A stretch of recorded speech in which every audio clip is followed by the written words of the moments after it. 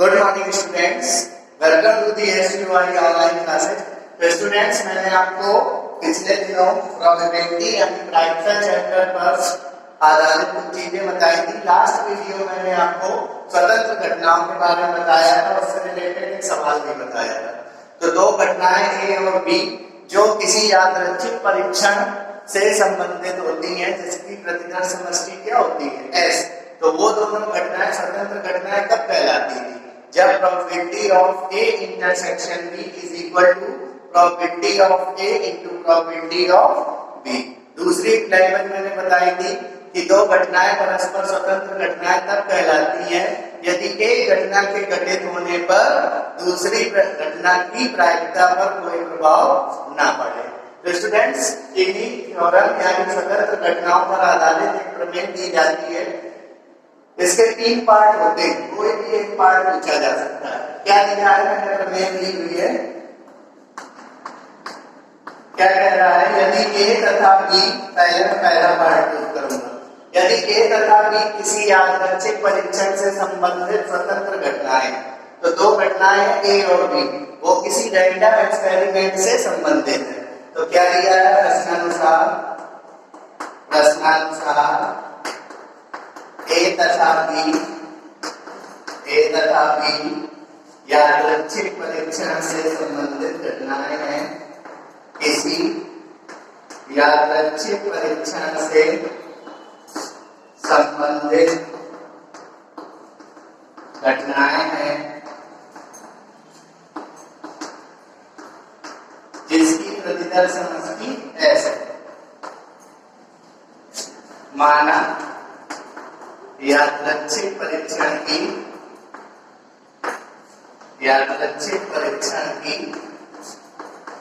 प्रतिदर्श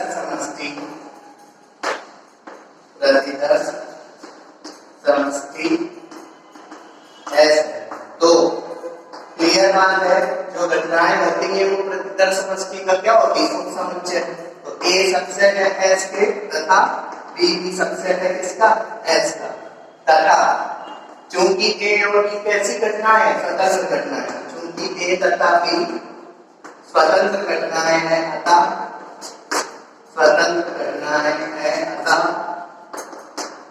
क्या कंडीशन लगेगी? ए और बी स्वतंत्र घटनाएं हैं अतः probability of A intersection B is equal to probability of A into probability of B. ये कंडीशन लगेगी स्वतंत्र घटनाओं की परिभाषा से। हमको सिद्ध क्या करना है? पहले पार्ट में सिद्ध करना है। ये पोर्शन कॉमन है, चाहे पहला पार्ट करेंगे, चाहे दूसरा पार्ट करेंगे, चाहे तीसरा पार्ट करेंगे, ये पार्ट कॉमन है क्योंकि ऊपर वाली लैंग्वेज तीनों सवालों के लिए। तो इस पोर्शन को हम कुछ नहीं करेंगे। ये एक बार लिखी है तो दूसरे सवाल के लिए भी यही लिखा रहेगा, तीसरे सवाल के लिए भी यही लिखा रहेगा। बस हमको जो चीज प्रूव करना है वो बदलेगी। क्या सिद्ध करना है? कि ए बार तथा बी, ए बार का मतलब ए नहीं, ए बार का मतलब ए की पूरक घटना। ए बार तथा बी कैसी घटना है? स्वतंत्र घटनाएं हैं। अर्थात हमें यह सिद्ध करना होगा।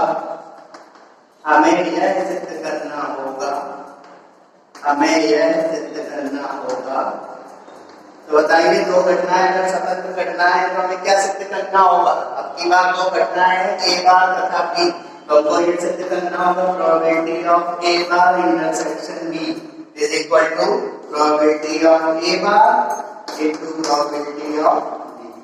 अगर हम ये पोर्शन सिद्ध कर लेंगे तो हमें पता चल जाएगा कि ए बार तथा बी कैसी घटना है? स्वतंत्र घटना है। तो इसके लिए हम एलएचएस लिए थे। एलएचएस कितना? Probability of A bar intersection B. इसका मैंने आपको सूत्र लिखाया है।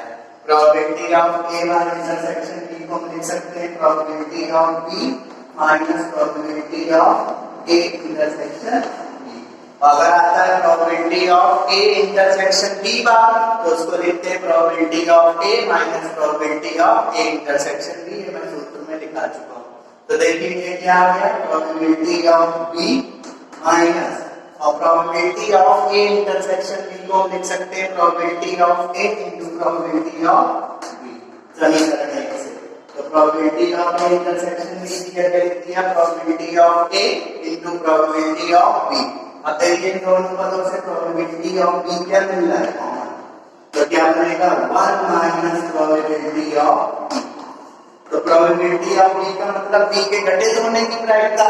तो अगर एक में हम घटा दें बी के घटित होने की प्रायिकता तो ये बन जाता है क्या, सॉरी यहाँ ये बड़ा पी ए आएगा, तो 1 माइनस पी ए को हम क्या लिख सकते हैं, 1 माइनस पी ए को हम लिख सकते हैं पी ए बार। मैंने आपको सूत्र दिखाया है पी ई बार बराबर 1 माइनस पी और पी बराबर 1 माइनस पी बार। तो अगर 1 माइनस पी ए करेंगे तो आएगा प्रोबेबिलिटी ऑफ ए बार और 1 माइनस पी ए बार करेंगे तो आएगा प्रोबेबिलिटी ऑफ ए।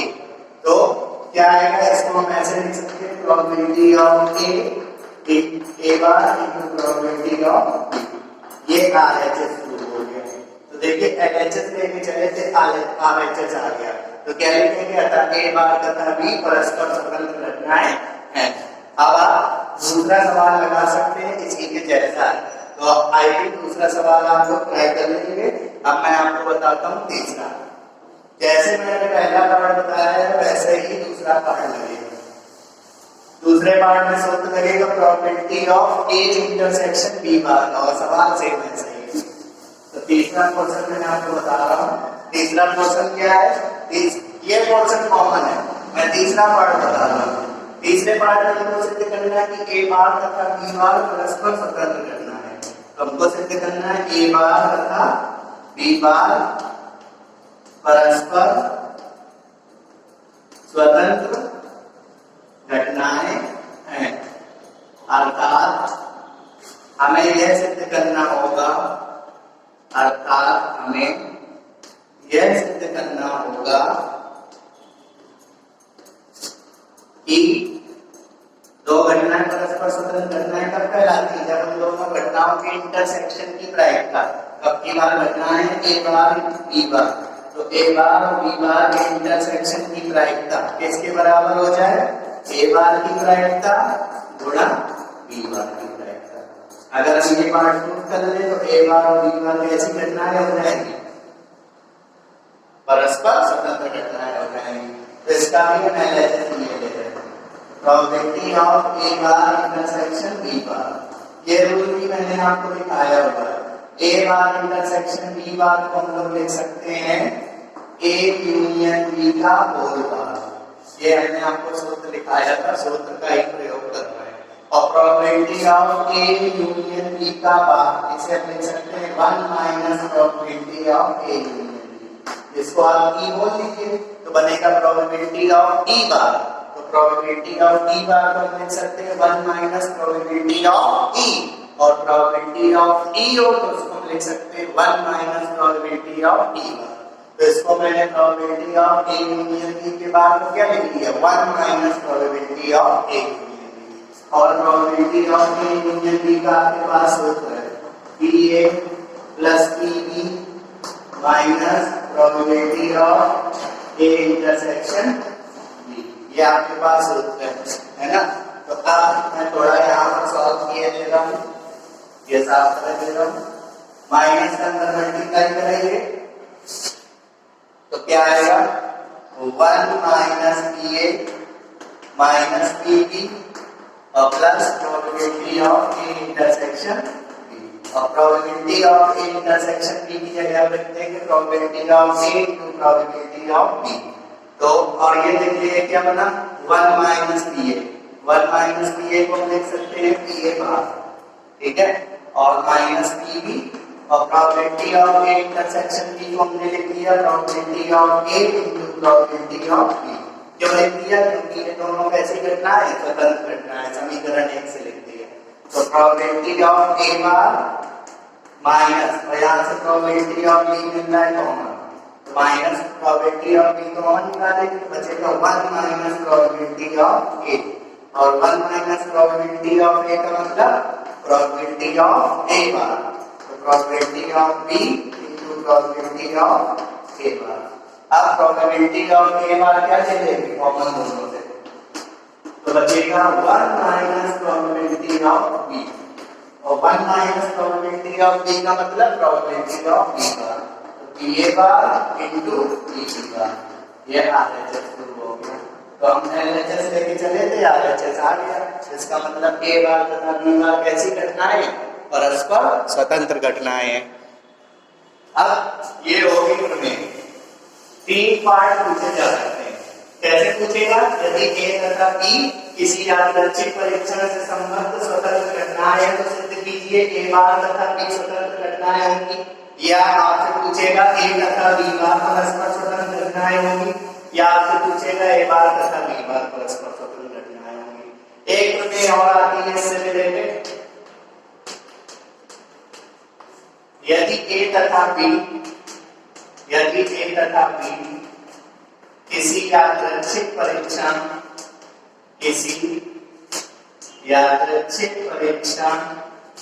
से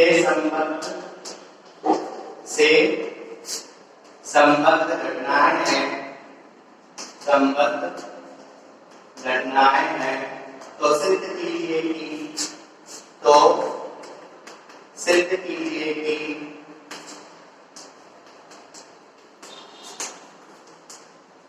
कम से कम एक घटना के घटित होने की प्रायिकता, घटना के घटित, ये कैसी घटना है, स्वतंत्र घटना है,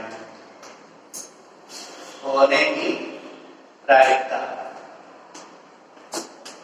1 minus P A bar into P B bar होगी। अब देखिए ध्यान से, इसको एक और लैंग्वेज में पूछा जा सकता है, probability of A union B is equal to 1 minus probability of A bar into probability of B बार।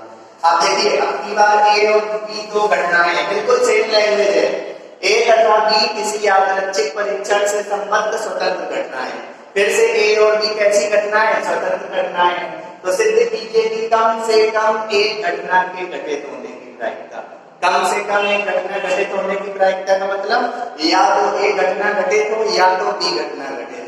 कम से कम एक घटना घटित होने की प्रायिकता का मतलब या तो ए घटित हो या तो बी घटित हो या दोनों ही घटित हो जाए। कम से कम का मतलब यही तो है।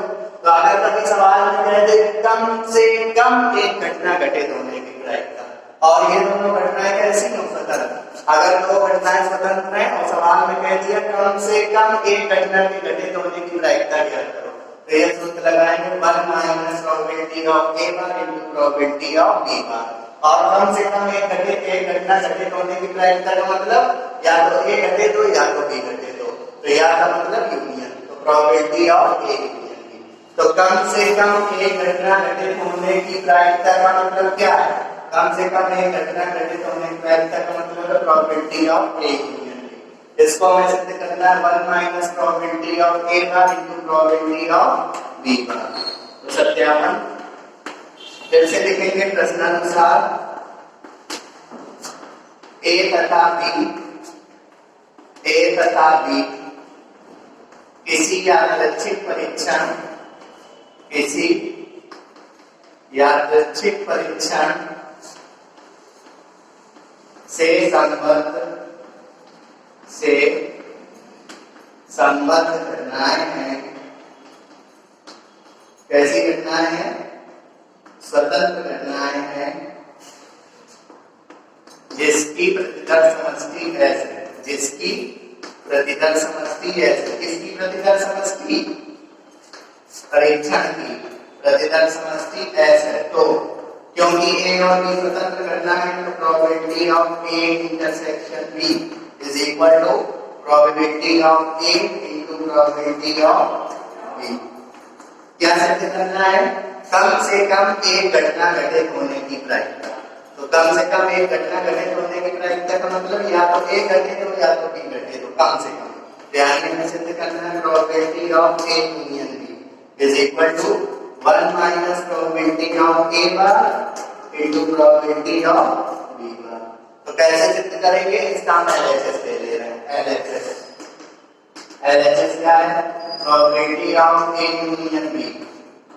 तो probability of A union B का सूत्र होता है probability of A plus probability of B minus probability of A intersection सी।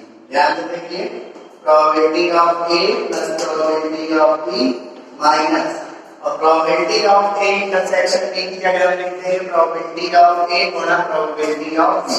तो प्रोबेबिलिटी ऑफ ए गुणा प्रोबेबिलिटी ऑफ बी, बी को कुछ नहीं करेंगे प्लस यहाँ से पी भी कॉमन निकला है तो क्या लिखेंगे 1 माइनस पी ए, ये बचेगा। तो 1 माइनस पी ए को हम लिख सकते हैं पी ए बार, है ना। तो probability of A plus probability of B into P A bar, ठीक है।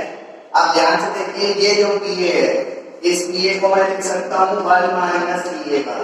ऐसा करने से हमें क्या फायदा मिलेगा, हमको पहली बार में 1 मिल जाएगा और यहाँ से दोनों से पी ए बार लिखने लगेगा, कॉमन लिखने लगेगा।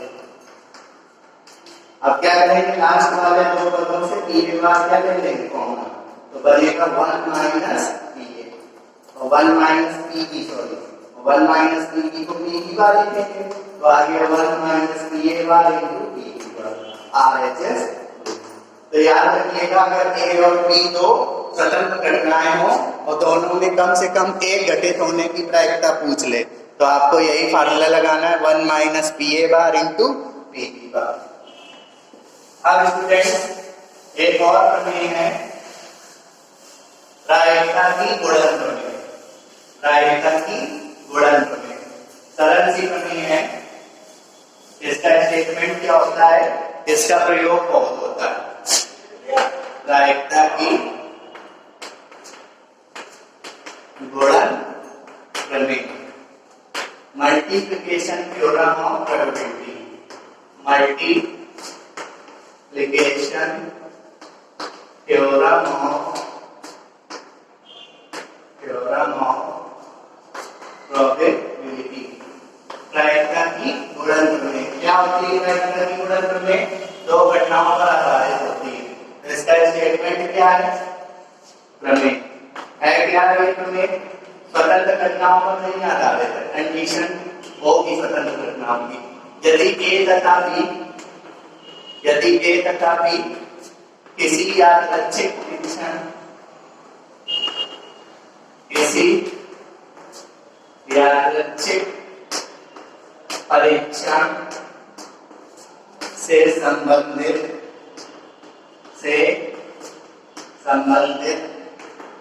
दो घटनाएं हैं,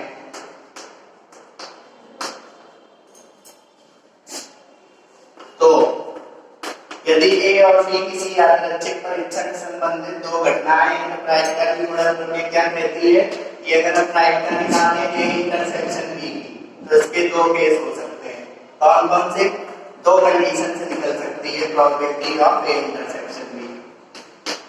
एक कंडीशन क्या होगी, इसको हम लिख सकते हैं P A into P B by A. याद रखिएगा, अगर दो घटनाएं ए और बी किसी यादृच्छिक परीक्षण से संबंधित दो घटनाएं हैं तो उन दोनों के इंटरसेक्शन की प्रायिकता दो तरीके से लिखी जा सकती है। तो probability of A intersection B is equal to P A into P B upon A, तथा probability of A intersection B is equal to P B into, ये पलट जाएगा पी ए अपॉन बी। इस कंडीशन में P A is not equal to 0, probability of A 0 नहीं होनी चाहिए, और इस कंडीशन में probability of B is not equal to 0, ये भी 0 नहीं होना चाहिए। तो याद रखिएगा कि यदि दो घटनाएं हैं ए और बी जो किसी यादृच्छिक परीक्षण से संबंधित है तो उन दोनों के इंटरसेक्शन की प्रायिकता दो तरीके से लिखी जा सकती है।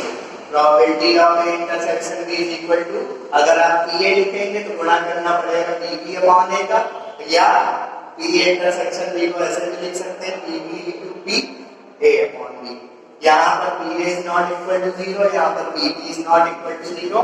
ये ए और बी नॉर्मल घटनाएं हैं, स्वतंत्र घटनाएं नहीं।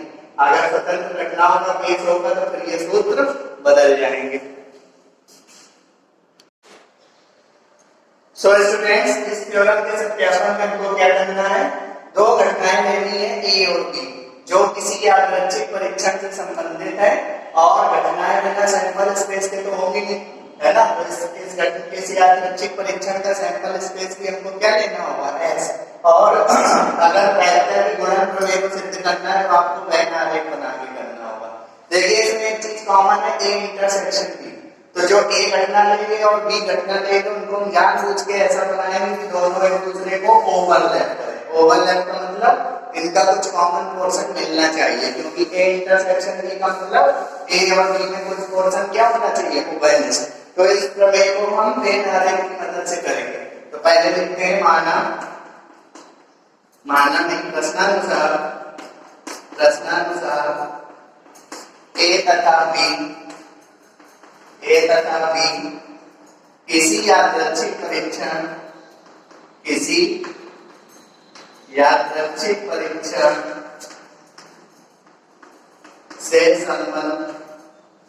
से संबद्ध घटनाएं हैं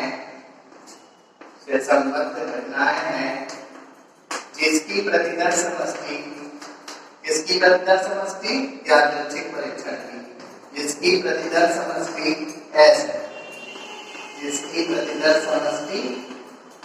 एस है, तथा ये जो घटनाएं होंगी ए और बी, ये सबसेट होगी किसका, एस का। ए सबसेट है एस का, बी सबसेट है एस का, है ना। तो इस स्थिति का वेन आरेख से इसको दिखाएंगे, इस स्थिति का वेन आरेख। तो वेन आरेख में जो प्रतिदर्श समष्टि होती है उसको हम आयताकार चित्र द्वारा दर्शाते हैं। तो एक आयताकार फिगर बनाएंगे, आयत का,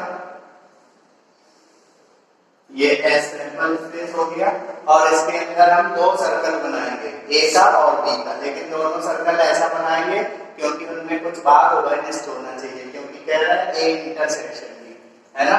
तो हम दो सर्कल ऐसे बनाने वाले हैं जो कुछ कॉमन पोर्शन रखते हैं, ए और बी, है ना। ये कॉमन पोर्शन हुआ, ये जो कॉमन पोर्शन हुआ इसको बोलते हैं ए इंटरसेक्शन बी। इसको क्या बोलते हैं, इसको बोलते हैं ए का वो हिस्सा जो बी में नहीं है, इसको बोलते हैं ए इंटरसेक्शन बी बार। और इस पोर्शन को क्या बोलते हैं, B intersection A bar, B का वो हिस्सा जो ए में नहीं है। तो हम मान के चलेंगे इसमें, हम मान के चलेंगे कि ए बी, इसमें बी बार है, एक प्रतिदर्श समष्टि है, ए का समुच्चय ए, एक और समुच्चय बी। तो लिखेंगे माना प्रतिदर्श समष्टि एस में अवयवों की संख्या, सब में मान के चलेंगे कितने अवयव है। तो प्रतिदर्श समष्टि एस में अवयवों की संख्या मान ले रहे हैं क्या, इसकी जो संख्या मान ले रहे हैं वो हम मान ले रहे हैं एनएस मान ले रहे हैं कैपिटल है। मान लीजिए कि प्रतिदर्श समष्टि एस में कितने अवयव है, कैपिटल है। घटना ए में अवयवों की संख्या, घटना ए में अवयवों की संख्या कितनी है, ये हम मान ले रहे हैं कितना, एन बराबर मान ले रहे हैं स्मॉल ए। तो मान लीजिए कि इस पूरे सर्कल ए में कितने अवयव, ए, ठीक है। अच्छा, घटना बी में अवयवों की संख्या कितनी है, घटना बी में अवयवों की संख्या n B equal to small B. और ए और बी के उभयनिष्ठ भाग, ए इंटरसेक्शन बी में अवयवों की संख्या कितनी ले रहे हैं, ए इंटरसेक्शन बी में अवयवों की संख्या, इसको हम मान ले रहे हैं एन ए इंटरसेक्शन बी, इसको हम मान ले रहे हैं स्टूडेंट्स सी। तो मान लीजिए ए सेट में ए अवयव है स्मॉल ए, बी सेट में स्मॉल बी अवयव है, और ये जो बीच वाला उभयनिष्ठ पोर्शन है उसमें कितने अवयव है, स्मॉल सी अवयव है। और पूरे प्रतिदर्श समष्टि में कितने अवयव है, कैपिटल एन अवयव है। तो बताइए अगर हम ये निकालना चाहें, अगर मैं निकालना चाहूं प्रत्येक स्थिति की क्या प्रायिकता, तो ए की प्रायिकता, बी की प्रायिकता और ए इंटरसेक्शन बी की प्रायिकता, तो क्या निकलेगी, तो probability of A is equal to NA upon NS, यही तो होता है। तो NA देखिए कितना है, A में कितने अवयव है, A में अवयव है स्मॉल a और NS में कैपिटल है। ठीक है, तो ये प्रोबेबिलिटी ऑफ ए हुई। ठीक है, प्रोबेबिलिटी ऑफ बी अगर निकालना चाहें तो क्या लगेगा, N B upon N S. तो probability of B is equal to N B कितना है, N B small B upon N S कितना है, कैपिटल है। ठीक है, अगर हम probability of A intersection B निकालना चाहें तो क्या लगेगा, N of A intersection B upon N S, है ना। तो probability of A intersection B is equal to N of A intersection B. तो ए इंटरसेक्शन बी में कितने अवयव हैं, सी अपॉन एन एस में कैपिटल है। तो ये तीन इक्वेशन बनी, है ना। तो सी बाई एन बनी। अब हमको देखिए जो प्रमेय सिद्ध करनी थी उसमें प्रोबेबिलिटी ए बाई बी भी था और प्रोबेबिलिटी बी बाई ए भी था। तो अब लिखेंगे we know that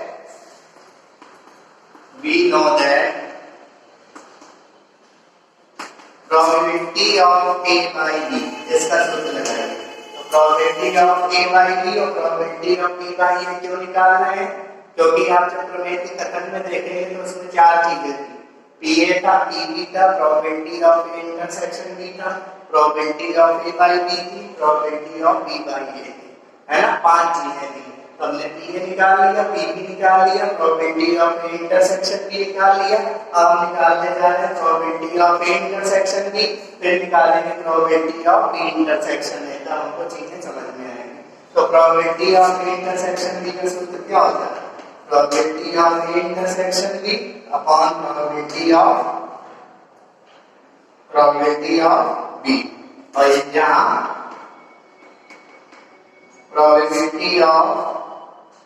probability of B is not equal to 0, ये होता है।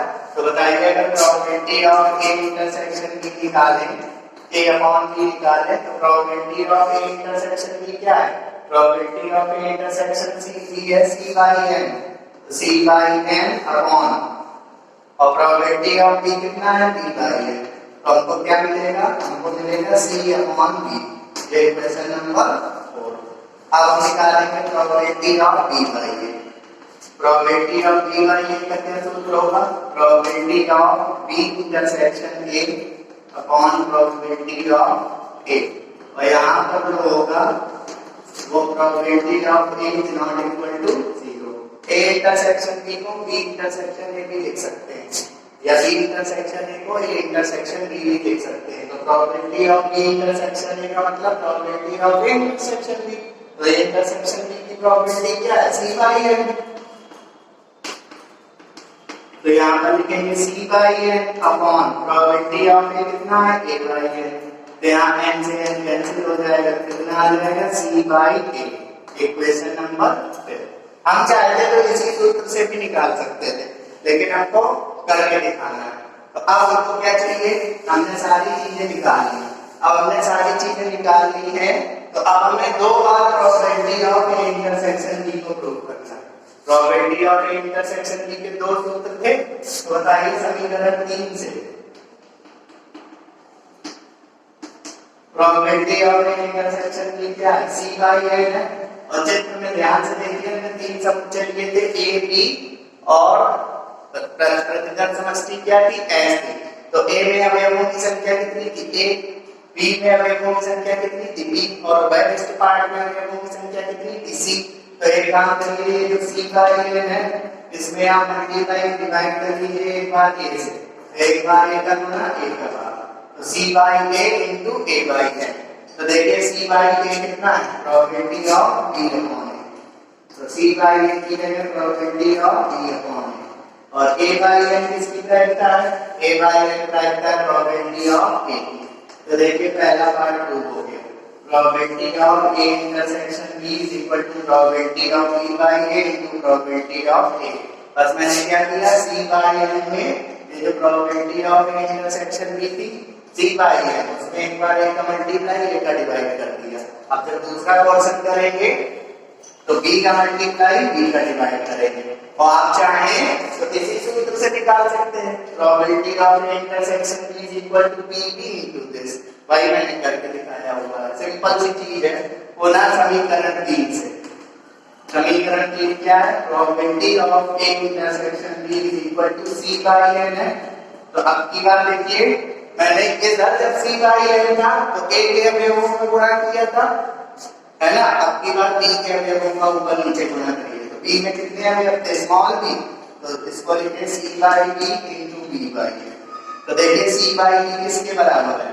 सी बाई बी बराबर है probability of A by B के, और इंटू बी बाई एन किसके बराबर है? बी बाई एन है प्रोबेबिलिटी ऑफ बी के बराबर। तो देखिए दोनों पार्ट प्रूव हो गए। पहले पार्ट में probability of A intersection B को प्रूव करना था, P A into P B by A, वो भी प्रूव हो गया। तो दूसरी बात में प्रूव करना था probability of A intersection B is equal to P B into P A by B. तो आपको ये समझ में आया होगा मैंने ए और बी में अवयवों की संख्या क्यों मान के चली थी, प्रतिदर्श समष्टि में भी अवयवों की संख्या क्यों मान के चली थी? क्योंकि हमको सारी घटनाओं की क्या मिल सके? प्रायिकता मिल सके।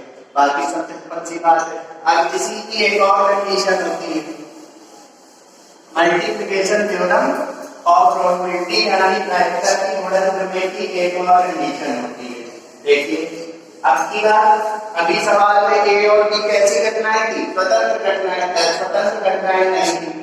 अब ऐसे पूछ सकता है, यदि ए तथा बी किसी यादृच्छिक परीक्षण से संबंधित, किसी यादृच्छिक परीक्षण से संबंधित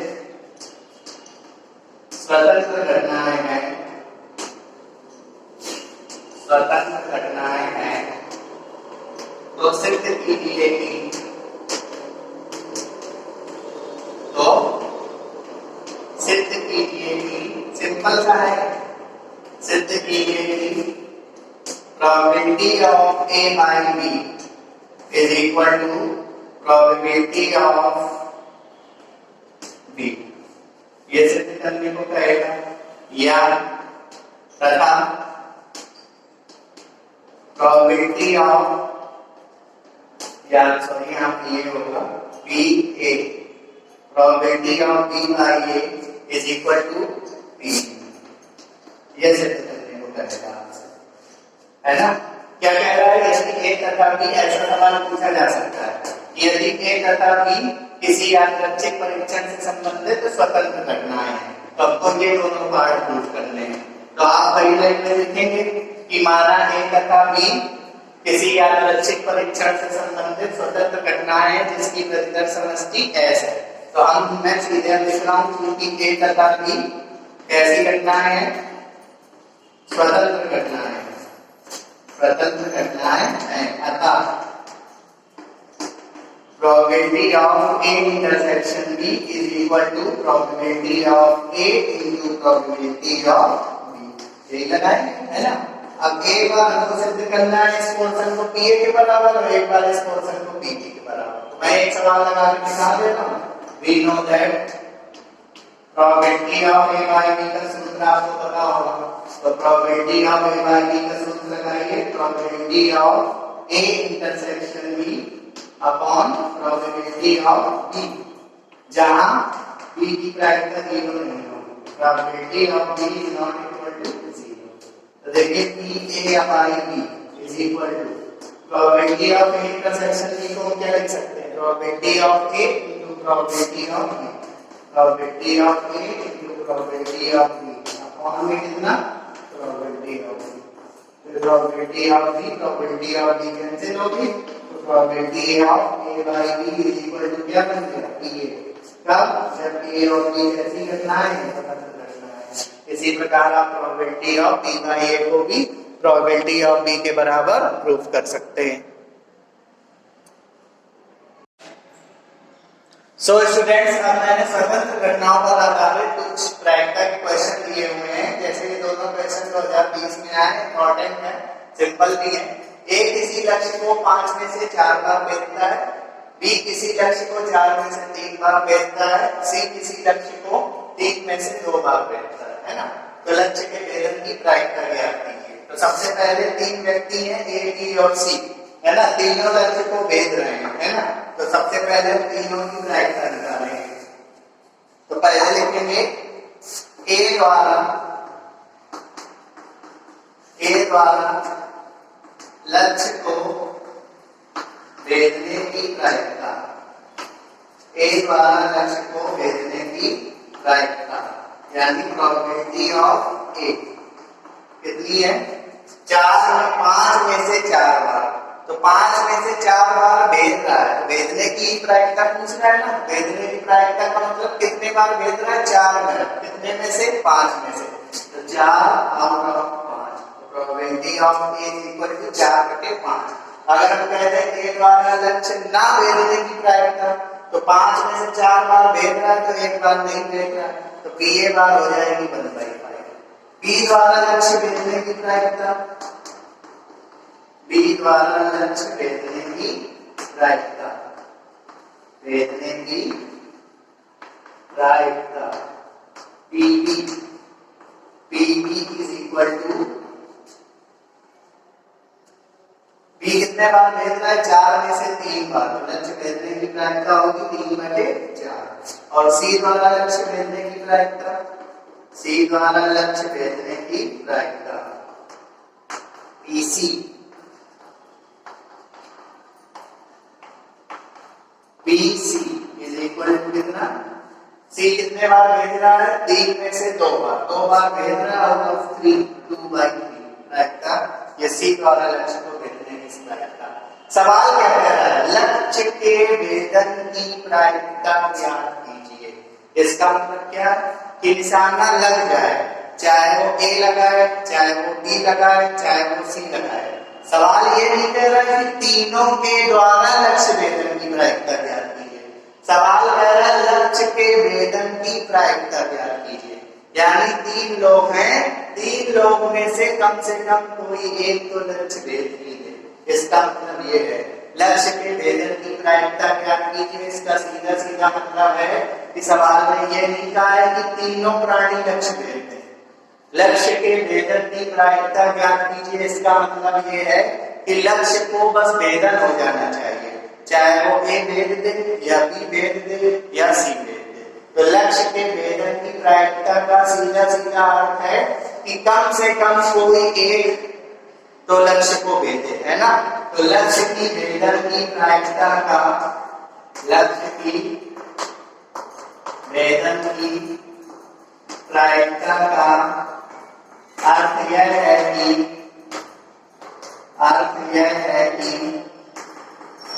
ए, बी अथवा सी में से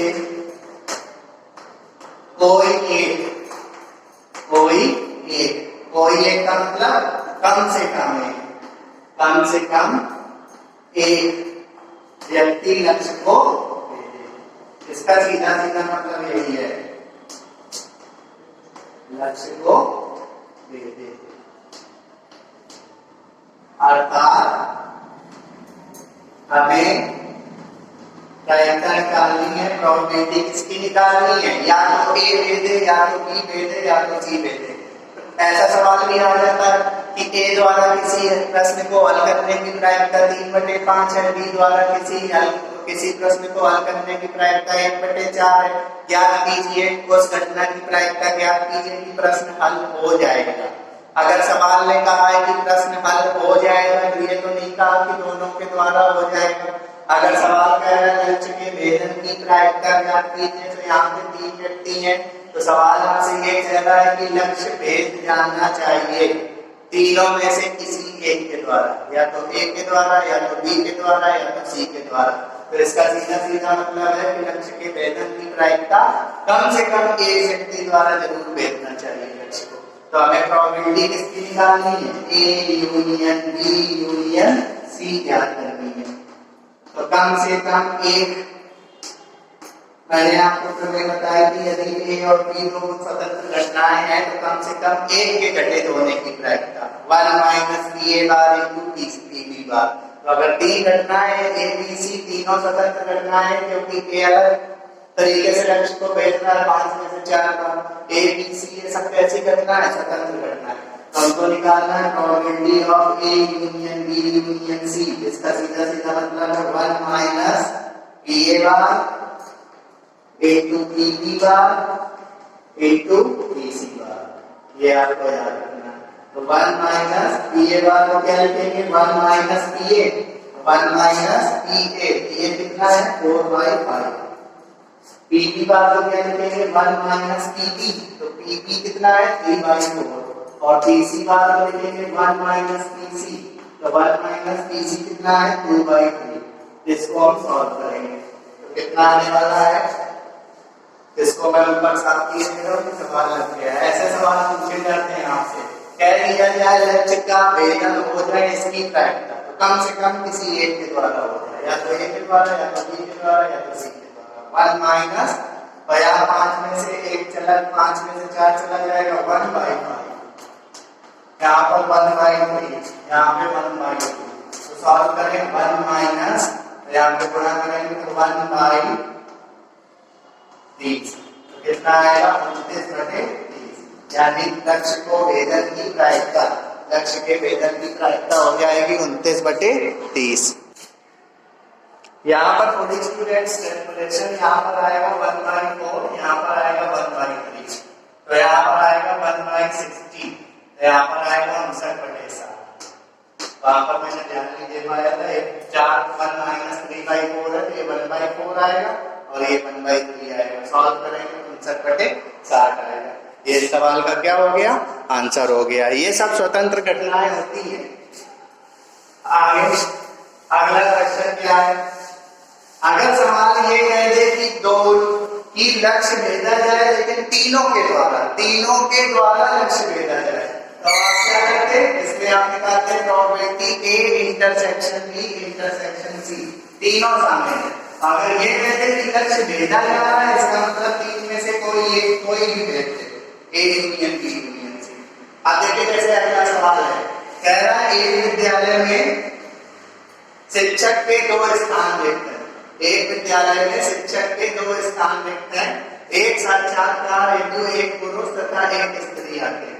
तो किसी विद्यालय में 2 वैकेंसी है टीचर्स की, तो उसमें जो इंटरव्यू होता है उसमें एक पुरुष और एक स्त्री आते हैं, ठीक है। पुरुष शिक्षक के चयन होने की प्रायिकता 1/10, यानी जो पुरुष शिक्षक है उसके चयन की प्रायिकता दी गई।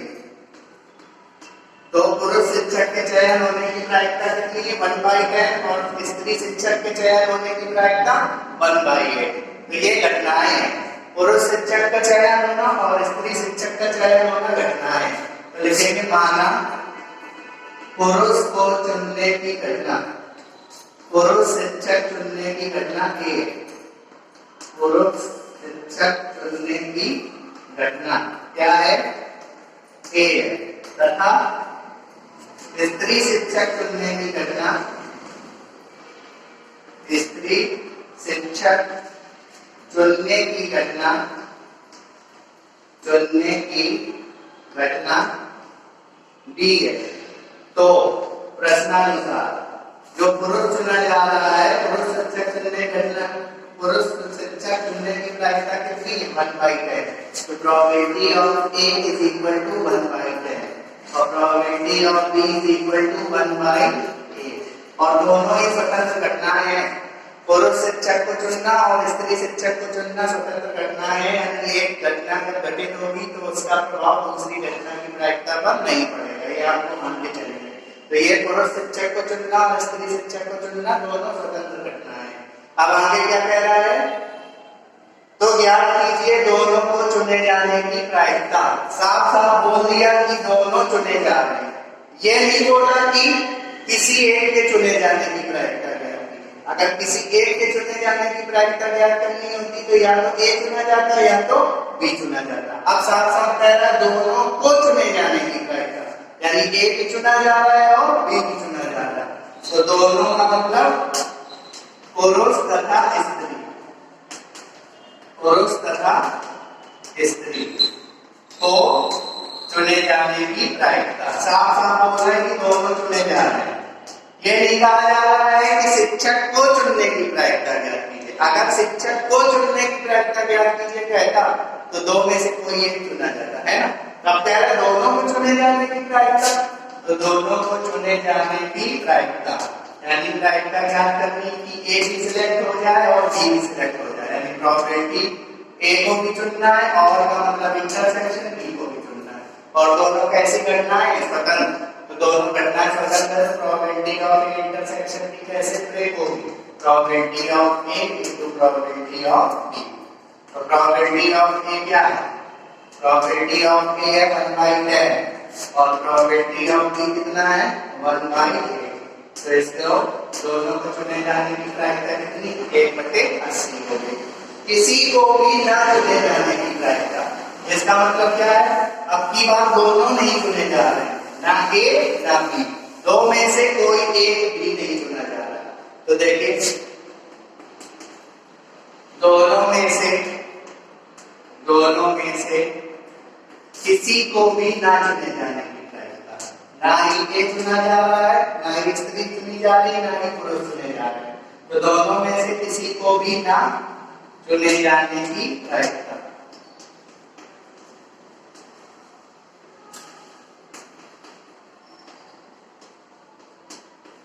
तो प्रोबेबिलिटी ना ही ए चुना जा रहा है ए बार और इंटरसेक्शन ना ही बी बार। तो देखिए ए और बी दो स्वतंत्र घटनाएं थी, तो मैं आपको प्रमेय बता चुका हूं कि ए और बी अगर दो स्वतंत्र घटनाएं होती हैं तो ए और बी बार भी दो स्वतंत्र घटनाएं होती हैं, ए बार और बी की स्वतंत्र घटनाएं होती हैं और ए बार और बी बार की स्वतंत्र घटनाएं होती हैं। वीडियो की शुरुआत में बताया था। तो इसमें ए और बी स्वतंत्र घटनाएं हैं, तो ए बार और बी बार भी क्या है स्वतंत्र घटनाएं होंगी। तो probability of A bar intersection B bar कैसे ब्रेक होगा, probability of A bar into probability of B बार।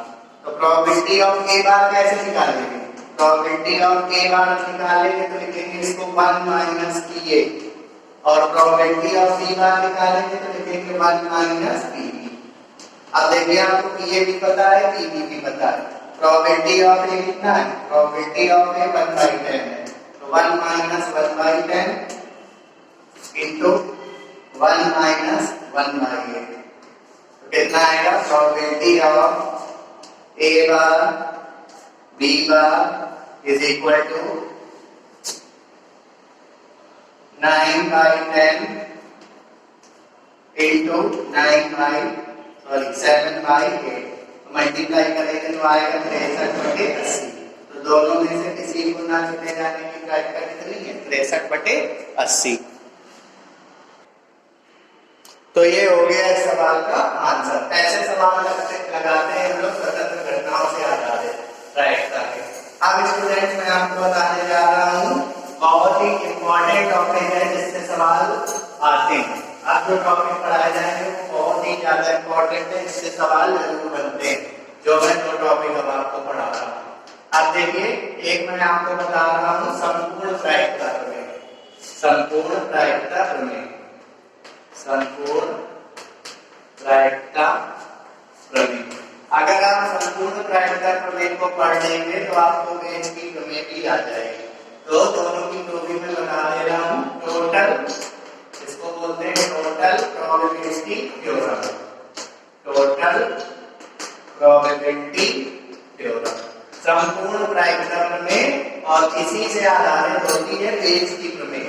कथन सेम होता है, संपूर्ण प्रायिकता प्रमेय हो चाहे वेज की प्रमेय हो, कथन सेम होता है, बस फार्मूले अलग अलग होते हैं। और कैसे पहचानेंगे कि संपूर्ण प्रायिकता प्रमेय का सवाल है वेज प्रमेय का सवाल है, पूरे सवालों की मदद से आपको बताऊंगा। तो पहले आप संपूर्ण प्रायिकता प्रमेय का कथन देखिए। संपूर्ण प्रायिकता प्रमेय यानी टोटल प्रोबेबिलिटी थ्योरम का कथन और वेज प्रमेय का कथन सेम होता है, बस इनके सूत्र अलग अलग होते हैं। तो देखिए क्या लिखा है, कथन इसका क्या है, यदि मैं पहले संपूर्ण प्रायिकता प्रमेय समझाऊंगा उसके बाद वेज की प्रमेय सिद्ध करूंगा इसी कथन से। यदि E1, E2, E3, E4 dash dash En, ये कितनी घटनाएं हैं, n घटनाएं, कितनी है n घटनाएं। यदि E1, E2, E3, E4 dash dash En, n घटनाएं हैं, n घटनाएं हैं जो परस्पर अपवर्जी, जो परस्पर अपवर्जी तथा निषेध घटनाएं। परस्पर अपवर्जी को बोलते हैं म्यूचुअली एक्सक्लूसिव इवेंट्स और निषेध घटनाओं को बोलते हैं म्यूचुअली एग्जॉस्टिव इवेंट्स। परस्पर निषेध घटनाओं को, निषेध घटनाएं हैं जो किसी यादृच्छिक परीक्षण जिसकी प्रतिदर्श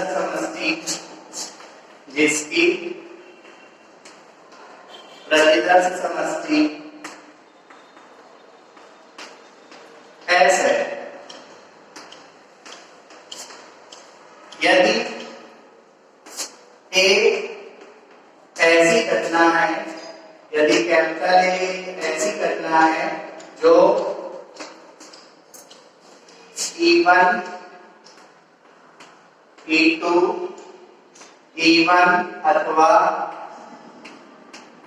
E2 अथवा E3 अथवा E4 अथवा डैश En के साथ घटित होती है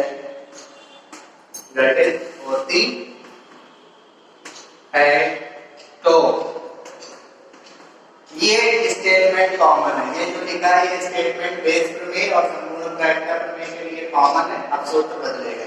तो अगर हमें एक घटना की प्रायिकता निकालनी है PA, तो PA को क्या लिखेंगे? PE1 P A/E1 plus PE2 P A/E2 plus PE3 P A/E3 plus dash और ऐसे ही लास्ट में चलेगा PEN P A/E। ये इसकी है। तो आपको याद रखिएगा कि अगर आपको कुछ घटनाएं दी गई हैं E1 E2 E3 E4 EN n गिनती में n है ना, वो कैसी घटना है? परस्पर अपवर्ती तथा विशेष घटना है जो किसी यादृच्छिक परीक्षण से संबद्ध है जिसकी प्रतिदर्श समष्टि S है से संबद्ध है। और यदि कोई घटना A आ जाए जो E1 E2 E3 E4 E5 EN के साथ में किसी एक के साथ घटित होती है तो उस घटना की प्रायिकता PA क्या? PE1 P A/E1 plus PE2 plus PA/E2 plus PE3 PA/E3 plus dash plus PEN into PA/EN, ऐसे इसको लिखते हैं। सो स्टूडेंट्स, आइए संपूर्ण प्रायिकता प्रमेय यानी टोटल प्रोबेबिलिटी थ्योरम को प्रूव करते हैं। देखिए साफ साफ दिया है E1 E2 E3 E4 dash EN, ये गिनती में कितनी घटनाएं हैं? n घटनाएं हैं जो परस्पर अपवर्ती है तथा विशेष घटनाएं हैं। तो परस्पर अपवर्ती घटनाओं के बारे में मैंने आपको बताया था, परस्पर अपवर्ती घटनाएं सिर्फ दो ही हो सकती हैं। मतलब E1 E2 परस्पर अपवर्ती हो सकती हैं, E2 E3 परस्पर अपवर्ती हो सकती हैं, E3 E4 परस्पर अपवर्ती हो सकती है ना। तो परस्पर अपवर्ती घटनाओं का मतलब है ये सारी घटनाएं की परस्पर अपवर्ती, इनमें से दो के पेयर बनाना है। मतलब E1 और E2 परस्पर अपवर्ती घटना है तो दो घटनाएं परस्पर अपवर्ती कब होती है? जब दोनों का इंटरसेक्शन क्या हो? फाई हो।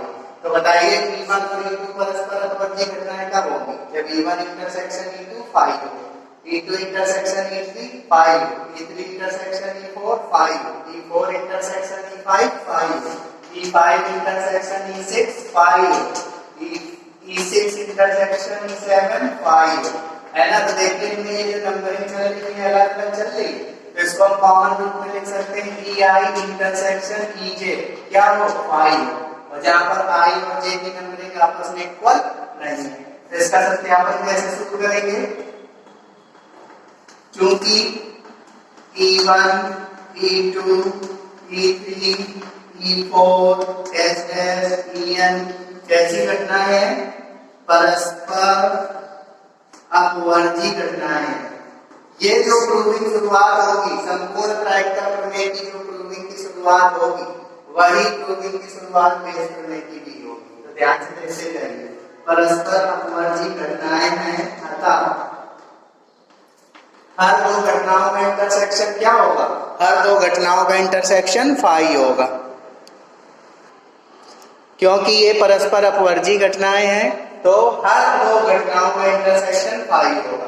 तो हर दो घटनाओं का मतलब E1 E2 का इंटरसेक्शन 5, E2 E3 का इंटरसेक्शन 5, E3 E4 का इंटरसेक्शन 5, यानी इसको मैं लिख सकता हूँ EI intersection EJ is equal to 5, और जहां I is not equal to J, I और J की कंपनी बराबर नहीं है। ये तो परस्पर अपवर्ती घटनाओं की कंडीशन लगी। और ये कैसे घटनाएं हैं? नी शेष घटनाएं। तो सारी घटनाएं नी शेष कब होगी? जब सारी घटनाओं का यूनियन सैंपल स्पेस के बराबर होगा। तथा E1 E2 E3 E4 dash dash En कैसी घटनाएं हैं?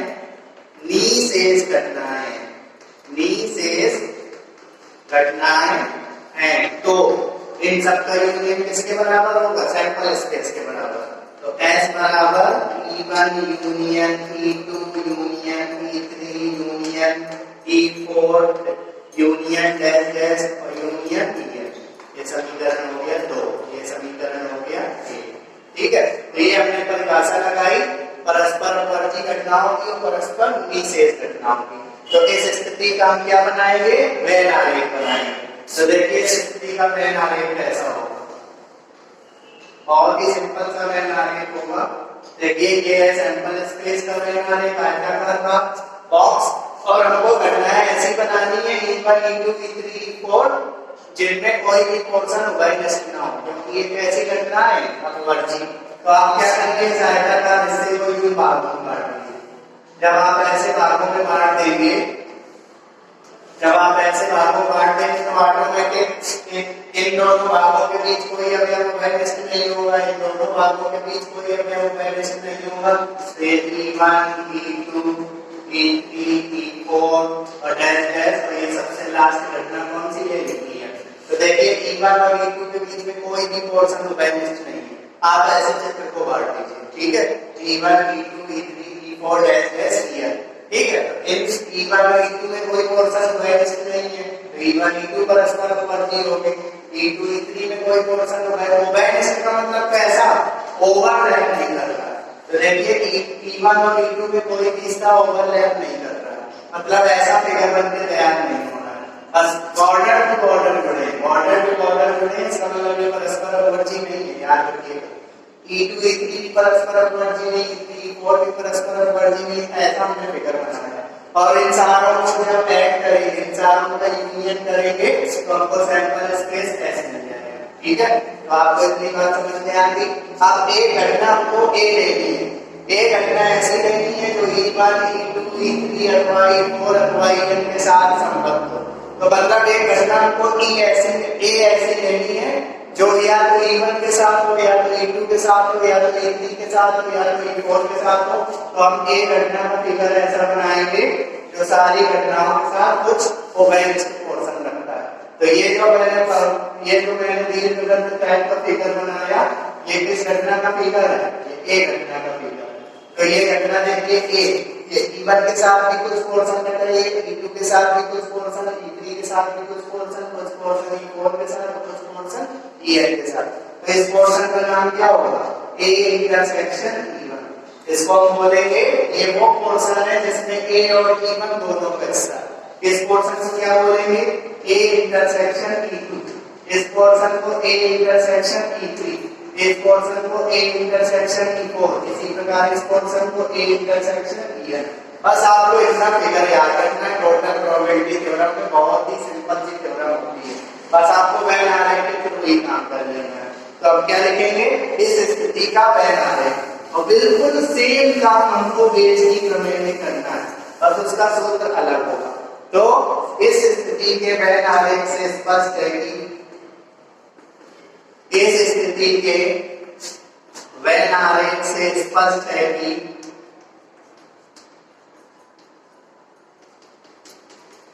अगर हम एक घटना को लिखना चाहें, एक घटना को, तो एक घटना किन से मिलकर बन रही है? ये प्लस ये प्लस ये प्लस ये प्लस ये प्लस ये पोर्शन प्लस ये पोर्शन, और सेट की भाषा में प्लस को यूनियन बोलते हैं। तो एक को हम लिख सकते हैं A intersection E1 union A intersection E2 union A intersection E3 union A intersection E4 union dash dash, last में यूनियन किसका रहेगा, ए इंटरसेक्शन। आई थिंक इतनी बात समझ में आ रही होगी कि ये जो घटना है ए वो इन सब पार्टों का से मिलकर ये तो बन गए, तो मिलकर का मतलब यूनियन लगा देंगे सारे पार्ट में, तो ए बराबर आ गया। अब बताइए अगर मैं पूछूं ए इंटरसेक्शन E1 और ए इंटरसेक्शन E2 में ओवरलैप पोर्शन क्या है, कोई नहीं है। देखिए ये दोनों ओवरलैप नहीं कर रहे हैं, बस ये दोनों ऐसे चिपके हुए पोर्शन है। तो A intersection E1 A intersection E2 कैसी घटना है, परस्पर अपवर्ती। ये दोनों घटनाएं भी परस्पर अपवर्ती, ये दोनों घटनाएं भी परस्पर अपवर्ती, ये दोनों घटनाएं भी परस्पर अपवर्ती। तो हम क्या लिखेंगे, हम लिखेंगे चित्र से स्पष्ट है कि, आप लोग लिख लेंगे चित्र से स्पष्ट है कि ए इंटरसेक्शन E1 तथा ए इंटरसेक्शन E2 परस्पर अपवर्ती घटनाएं। इसी प्रकार A intersection E2 A intersection E3 परस्पर अपवर्ती घटनाएं, A intersection E3 A intersection E4 परस्पर अपवर्ती घटनाएं। यानी सारी घटनाएं कैसी हैं, परस्पर अपवर्ती। तो मैंने आपको बताया हुआ है कि मान लीजिए ए बी सी डी चार घटनाएं हैं, चारों परस्पर अपवर्ती हैं, तो चारों के यूनियन की प्रायिकता क्या होती है, probability of A plus probability of B plus probability of C plus probability of D. इसको बोलते हैं प्रायिकता की योग प्रमेय, जब सारी घटनाएं कैसी हो, परस्पर अपवर्ती। तो हमको फिगर में साफ साफ दिख रहा है, बस इतनी लाइन लिखिएगा, वेल आने से स्पष्ट है कि A intersection E1 A intersection E2 A intersection E3 A intersection E4 A intersection E5 dash dash A intersection EN कैसी घटनाएं हैं, परस्पर अपवर्ती घटनाएं हैं। तो अगर हम यहाँ पर प्रायिकता का सिंबल ले लें तो P of A is equal to P of A intersection E1, अभी हम ये लाइन लिख देते हैं, A intersection E2 union A intersection E3 union A intersection E4 union A intersection EN। तो देखिए ये सारी कैसी घटनाएं हैं, परस्पर अपवर्ती। ये सारी घटनाएं कैसी हैं, परस्पर अपवर्ती। चित्र से देखिए सभी घटनाओं में कोई भी पोर्शन उपस्थित नहीं है। तो अगर सारी घटनाएं परस्पर अपवर्ती हैं तो सारे घटनाओं के यूनियन की प्रायिकता क्या होती है, अलग अलग प्रायिकताओं के योग के। तो इसको हम क्या लिख सकते हैं, PA को। तो PA को हम लिख सकते हैं, ऊपर वाली लाइन में साफ कर दे रहा हूं,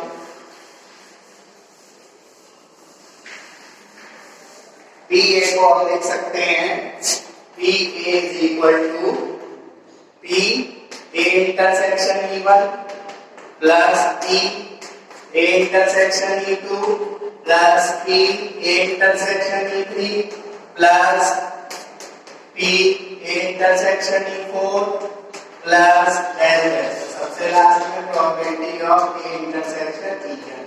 ये समीकरण क्या हो गया, ये समीकरण हो गया और 3 नंबर समीकरण हो जाएगा। ठीक है, अब आपसे ध्यान से देखिए, आपने पढ़ी होगी प्रायिकता की गुणन प्रमेय, प्रायिकता की गुणन प्रमेय। तो प्रायिकता की गुणन प्रमेय के अनुसार probability of A intersection B को हम दो तरीके से लिखते थे, probability of A into probability of B by A. और एक बार हम लिख सकते थे probability of A intersection B को probability of B into probability of A by B, है ना। तो देखिए हमको सिद्ध क्या करना है, probability of A is equal to P E1 के रूप में लाना है। तो E1 के रूप में लाना है, तो अगर हम E1 को B बोले तो बनेगा probability of A intersection B।